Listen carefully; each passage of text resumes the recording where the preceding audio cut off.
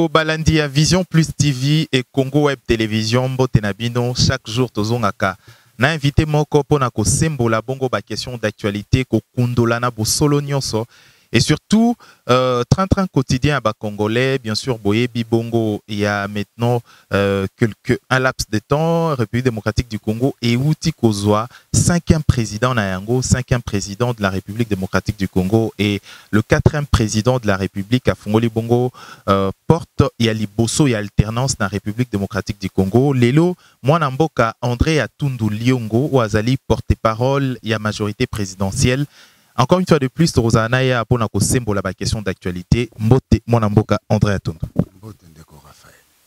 D'abord lelo aujourd'hui résultat tango bo moni yango boyo ki yango que c'est un opposant à zui na ba élection oyo. Impression et majorité présidentielle, attitude nabino ezalaki boni. Ezalaki attitude positive. C'est-à-dire dans la volonté à peuple. Mais tout ça qui peut na mawa parce que oya biso l'équité. Nous okande na politique balandaka mibeko. Yango wana biso to landi mibeko to sepeli ya liboso te ma somaleki na kimia. Ya mibale moto yo baponi bato baso bandimi. Ya misato président azana libaku pour que amemaye ongwende pe atikela isika wana ezalaki tina ya mwa litundu tozalaki nango pona bato oyo basali wana biso ba majorité présidentielle moto ya sali wana président Kabila autorité morale na biso lelo bato misusu bako kanisa bongo que eloko ezali vraiment au esengélité bato vrange mosusu bakoloba que ezali sous les négociations de oya komiawa azali na pouvoir ezali bongo te mérite moko oyo azui. Votre réaction? Soko likambo likui ondima yango moto ya alongi oya akwe moto ya alongi na tina pona nini azui motu ya ba congolais mingi ba balingi ke yako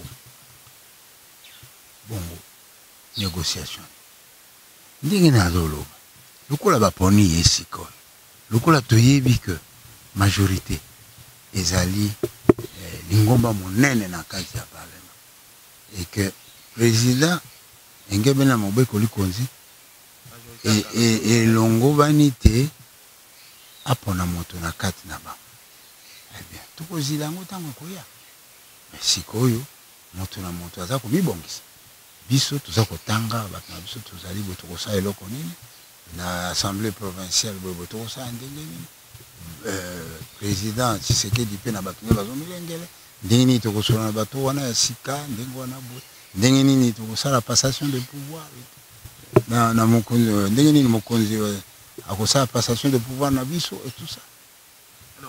Aux ali po moto moko aux ali pe arbre moko tokoki koloba ya moto oyo ba jeune bato ebele ba koki ko se ressourcer na parce que mona ba période ebele ba nini so eleki ba régime ebele eleki et le quoi boye komate et pour la première fois passation ya pouvoir de manière more pacifique na kimia et civilisé et salemi. En fait aujourd'hui lecture nao d'abord ils allaient nini en fait sur cette situation. Comment vous appréciez cela?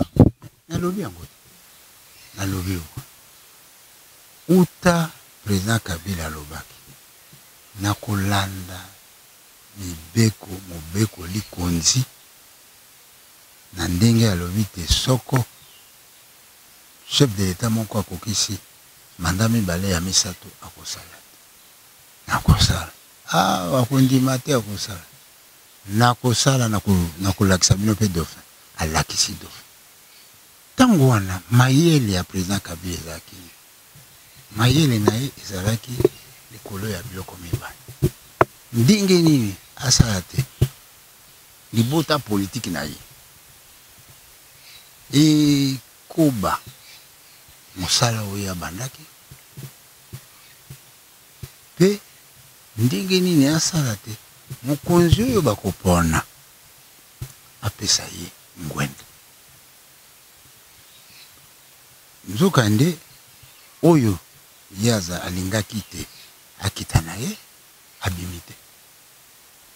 Mokonzi ya ekolo asali andimi po yende mondimi ya demokrasi na biso, yende mondimi ya ba gouvernement ya ba institution ndenge tolobaka mondimi wa leta ye akokaki so koloba teke te nga na boye po yende mosane kokengela moto na moto po atosa mbeke likonzi atosi yango pe moni même tango ya campagne akotisaki nzoto na ete bien kazalaki na moto jamais okivo kabila azwi mitingi bo pona ko soutenir po atalaki habité ngaso na sali boye bato bakondima te tutika bawana babunda babundi tozwi résultat oyo akosepela asepela oyo akoyikikiza ayikikiza oyo akokamawa ayokamawa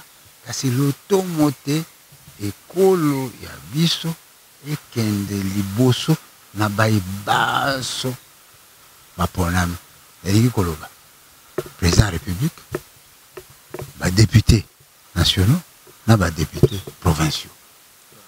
Alors, les premiers discours, il y a Félix Tshisekedi, le 5e président élu provisoirement na CENI. Discours moko oyo et bengi d'abord la réconciliation nationale. Discours oyo a lobby encore que s'il faudra ta président en place à bengaye pour na kosala musala en tant que partenaire, il y a alternance. C'est possible. Aujourd'hui, est-ce que vous êtes prêt quand même à cohabiter, travailler également, na appel au à lancer? Moi, Mboka Félix Antoine Tshisekedi Tshilombo, yenani lelo. Lié azali moto yo, Bayi Congo, baponi pote akitana kabi. Enkolobake kobanda le 22. Soko, président Kabila lobby. Voilà, président Tshisekedi, constitution Angoy.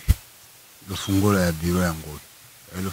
Et si biso baso, to sengeli kusalate, makanisio ya ye, nandenge, peuple aponi ye, isali mapona bulama bato baso.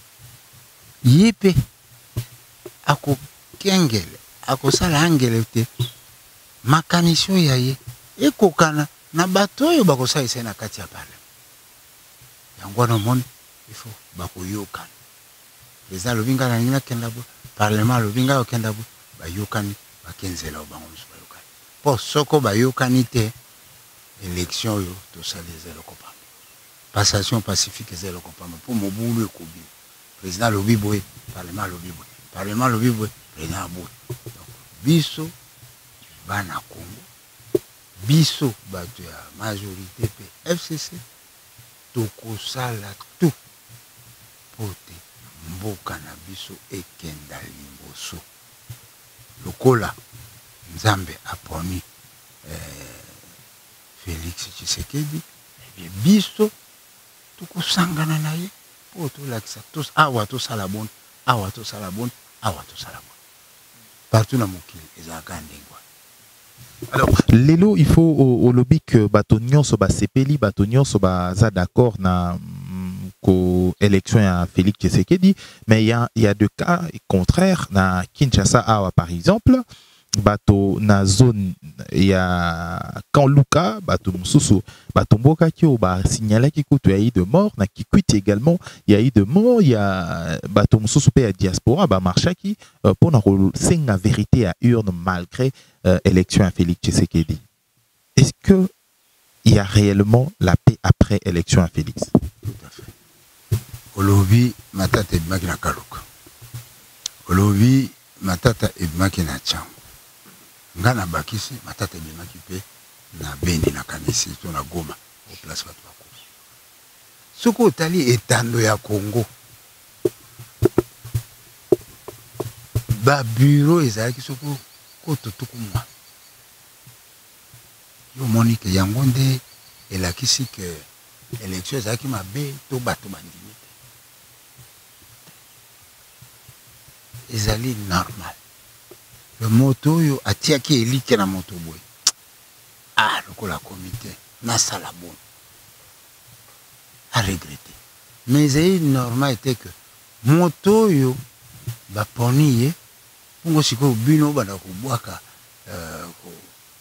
komenase ye to bolobi tokosala na yo te te ekolo eza bongo ezali likelemba ntango biso ezalaki na likelemba na biso toliaki yango tolobaki boya pembe na biso wala biso boye boye boye soko parlement andimi te toyokani na parlement mais sikoyo likelemba ezwi Félix Tshisekedi il faut alakisa ke ya solo nga mpe nazali nakoki kolia likelemba wana malamu po soko mobulu ekoti akozwa ngonga kosala mosala te akozwa ngonga kosala mosala te donc yango wana biso bayi Congo soko tolingi ekolo na biso ekende liboso etombwana likolo esengeli ke totika mobulu tolanda mibeko soko okende na tribunal lokola bazokenda wana enkoloba nini enkoloba ke nyonso oyo tribunal akoloba okondima ezali te ko ngai nakanisi vérité des juges eza ya ngai bongo soko tribunal alobi yango te ngai na boyi tribunal wana te vérité des juges tribunal mosala yango kokata makambo kotala te engebene na maye na yoki na maye namoni te moto oyo nde azali na raison. En dehors na bango bazali ba congolais ou ba votaki ou ba réclamer pe ba droit na bango il y a comment c'est Sanko ezali ko senga vérité ba urne na lobby vérité ba urne eza oyo o bazali ko détenir eza moto mususu ki wana et tout le bapé so e kamoko ezali un ministre français moko a exigé encore la vérité des urnes. Et après ces élections il y a climat moko il y a paix d'abord entre les organismes ou ba sungaki l'élection qui n'est bien ou pour Sanko lobby ataki 40 000 témoins est-ce qu'il y en a nakanisi mokili so ozotambola na Kisasa so oza koyoka barrage ezali baopekisa bato batambo te wana ezali obe bilobela ezala 5 ans ezala n'importe quelle organisation soko alobi ke ngai na pona ngai c'est par exemple tel nde asali yango soko oconteste kende na tribunal tribunal nde akoloba ndenge yo olobi ezali bongo to ndenge yo lobi ezali bongo te kotikala kaka na télévision koloba kaka na bato eza koluka kotia elimo ebe na kati ya bato elimo ya mabe parce que toponi tobanda mosala te tobanda esuka koswana kinzonzi oponi kinzonzi yesu tosala boni lokolo oyo akomi boye lokolo majorité FCC aza majorité Kabila nani Tshisekedi aza président sikoyo biso bato oyo totika tosala nini tokosala na baye bayimboka baponi. Aujourd'hui, comment justifiez-vous Bino et à majorité vous avez plus de 350 sièges, hein, plus de 300 sièges déjà, vous allez représenter majorité parlementaire. Alors que le candidat Azali troisième dans la position. Le candidat député va défendre le candidat Moko, mais le candidat en question a une troisième dans la position. Comment expliquer tout ça? Contraste Moko et Balaliboso et Kwela Namoki. Oyoka que Namboka Moko France, Mitterrand, l'équipe président, mais parlement, Ezaya Batomosu. Oyoka que Namboka Moko France, Nani. Chirac aza président mais parlement eza bato mosusu oyoka te ke na mboka moko kombo yango Congo en 2006 loba oyoka mboka moko te kombo yango États-Unis oyo na Sénat président aza na moyen te donc wana ezali eyano oyo peuple apesaka pona moto ya kopona akokamba bango bo président toponi oyo pona baye bakoki basengeli kosunga président na mibeko na contrôle ya gouvernement ani toponi ba oyo. Alors kendo to na peuple poni na poni ba. Selon vous, mon amboka André Atundu, est-ce qu'une cohabitation pacifique est ali possible et salima entre plateforme la Mouka oyo ba perdre na élection, FCC et UDPS tout cash au ba gagner la élection? Et ça sera possible pour l'intérêt d'État ou pour l'intérêt à Mboka? Ngana yebibo président Kabila alobaka bato baso bazali na bolingi bonene ya Congo, passion ya Congo, esengeli ke bakutana na nzinga ya mokonzi wa ekolo pote batamusa ekolo. Mutuna wana etali ngai te, mutuna wana etali sobiso te, mutuna wana etali moto oyo baponi président esika yenda akotala ndenge na moni boy na kosala boy na kosala boy na kosala boy te otuninga ngazali nazali moto na yete nazali conseiller na yete nazali pe mundimi wa yete naza otuninga ni moto naza omega yende akoloba to sala boto po ye mutakomi mokonzo ekolo tango akoloba to sala akotala pe so na lobibo est-ce que bato wana bakolandanga okotala baoyo bazali kama misatu na tuku mitano bango bazokanisa nini? Et bongo, je rappelle, Batumsoso Bazubiso en cours, Batumsoso Bazali Libanda à Kinshasa, c'est la toute première fois, et là, comme Anambo Kanabiso, passation, Moko, il y a pouvoir entre les présidents entrants, président sortant, et Zali Akimoro a monnaie déjà pour la démocratie, même plus tard, même après plus de 10 ans, 10 décennies même, voire même, on peut parler de ça, et c'est le président, le 4e président d'Aoutiko Fungola, portail Moko Amouné et la démocratie, exemple d'ailleurs pour notre pays voisin. Moi, Namboka André Atundu, l'élo d'abord, l'élo, il faut que le bango, que dans la zone Moussousou, basali chasse, balobi, on a des réseaux sociaux, on a des articles Moussousou, chasse au balouba, dans la zone Moussousou Amboka. Et aujourd'hui, on dirait une forme, il y a guerre moko tribale au bateau, mais ça va commencer à la contre-année. Aujourd'hui, comment on a aujourd'hui dans un pays où le développement est comment vouloir y a bateau ébélé et le gens se limite encore aux guerres un peu naba ethnie. Ba yango banane. Ba eza banguna ya mboka Congo. Ba eza banguna mboka Congo. Ba yozo le bate. Omoni lokola majorité aza FCC a majorité en 350. Tshisekedi akoka ko dijembo kawanate. Il faut ça là tout. Atoka mwa bato azwa nini pe majorité na ye atote. Nakanisi bwanya. Bo sengite okosala na ndenge population to peuple lingosa. Nakanisi bwanya wana président Tshisekedi a lakisi yango na mwa lisikulu muke alobaki ye azali président ya kashite azali président ya IDPS azali président ya balubate azali président ya bato baso enkolo baye baponi na baye baponi lokola biso bato to salaki campagne et to ponaki shada eyebani ayebi yango que mais biso tondimi ke azali pe président na biso yepe andimi bokasi na biso na parlement tokotala soko tokoyoka na ndenge na esika te tozonga kaka ngai ezangi 1,1 poko na kuma na 38% bopesa nga 35 Cour constitutionnelle FCC pour le cas à Emmanuel Chadari. Est-ce que vous avez saisi la Cour constitutionnelle? Il faut tout la moto na so yo kisango.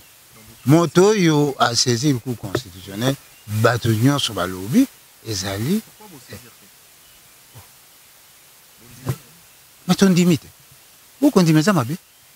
Te soko ndimi que voilà moto boyende abimi les premiers. To sali mabe? C'est qui Batumsos ba lobby bondimi ango sous les négociations déjà boyeba qui tout était planifié. Tout est passé d'une manière pacifique. Moni bato bana. Eze bato bako bakanisa te que malgré la campagne basalaki moto na biso pa kwa kobi. Soko za Shadari mutu abimakambe bali ah voilà omoni tuyeba. Mais sikoyo Shadari mutu abimiti. Abimi kutu mutu amibalete. Abimi mutu amisaka. Tolobi to kenda liboso. Biso tozui majorité na parlement, majorité à l'Assemblée provinciale. Total ndenge nini tokosunga mokonzi ya sika. Pe mokonzi ya sika koyoka na biso pour totambola elongo pona bolamu pe botomo lotomo ya mboka Congo na ya bana Congo. Biso awa to kondola ka to kenara na bosembo na rubrique na biso ya entre nous.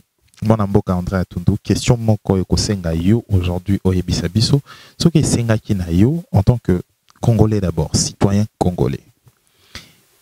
Kolongwa na ba conviction na o politique, na ba attachement na politique, so esengela ki yo aujourd'hui oyebisa président ozali kokota eloko ali boso akoki kosala pona mboka au Congo na place au tozali aujourd'hui ekoki ozala nini? Botika président. Peuple aponinde ye. Ye moto akolakisa nzela. Soko ekomi moto na moto citoyen par élection. Président, candidat moko apesi programme. Soko baponi moto oyo. Mais yende botu na programme na. Oyo botu na citoyen asa pesi, citoyen asa lobby, ndenge na yoki programme a Shadari, ndenge na yoki programme a Fayou, ndenge na yoki programme a Tshisekedi, ngana poni Tshisekedi alobakimi. Voilà l'anzela. Mais oyo soko tunanga eza lokwa moto alikunya na lingite bolokola ngana sa kwe likambo malamu yesu pona ekolo te. Alors aujourd'hui en tant que citoyen paix également, c'est la dernière rubrique de ce édition aujourd'hui. Eloko nini ozanango en tant que citoyen, ozanango bosenga et même après plusieurs années, ba Congolais va retenir il y a 4 présidents, il y a RDC ou à sali à ce que l'alternance oyo ezwama. Akotisi kimia na mboka. Asangisi ekolo ezaki biteni ekomi ekolo moko. Asangisi ba peuple bo bazalaki ba oyo bazalaki contre bato bo ekomi ba baka cohésion nationale. Asangisi tango asangisi bango alobi to lanza nzela ya mbongwana ya nkita na biso. Développement économique. Atibango. Asali na ndenge te moto ya koya asima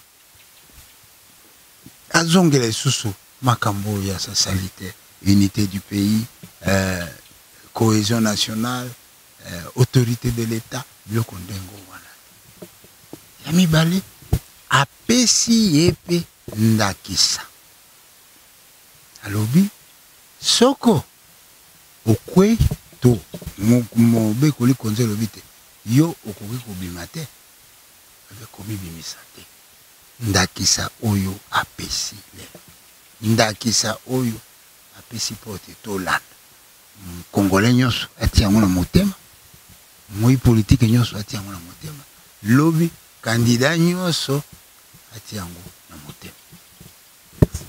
Merci mon amboka André Alain Atundu Liongo, ambassadeur. Merci aux alliés porte-parole et à majorité présidentielle. Merci Nayo na disponibilité Nayo pendant année au Mobimba. Batonio Sotozara na bosenga Nayo pour na ko sembola bongo na ba Congolais aux alliés toujours disponible, aux alliés très disponible. Merci vraiment na disponibilité Nayo et meilleurs vœux. Merci mingi de Raphaël et na kozwa libako yo pote na tombela yo na bayi libota na yo bayi batalaka biso tokoma okola famille nzambe abatela biso mobu moye okola batela ki biso mobu moleki na tina te na mobu moko ya 2020 tokutana toseka eba mobu ezaki mabeka sisika otoza malamu. Merci. Ça n'est fini pour cette édition. Bandeko Bolandi Bisso sur Vision Plus TV. Bolandi Bisso également sur Congo Web Télévision. Rendez-vous à ne pas manquer entre nous. To Sembola Bomba, question d'actualité. To Kundola, to Solola entre nous, Congolais. Meilleur vœu Nabino Nyonso. Merci Nabino Bolandi Bisso. Merci na Olivier Vico pour la prise de vue. To Koutani prochainement pour une édition Moussousou. D'ici là, portez-vous bien. Au revoir.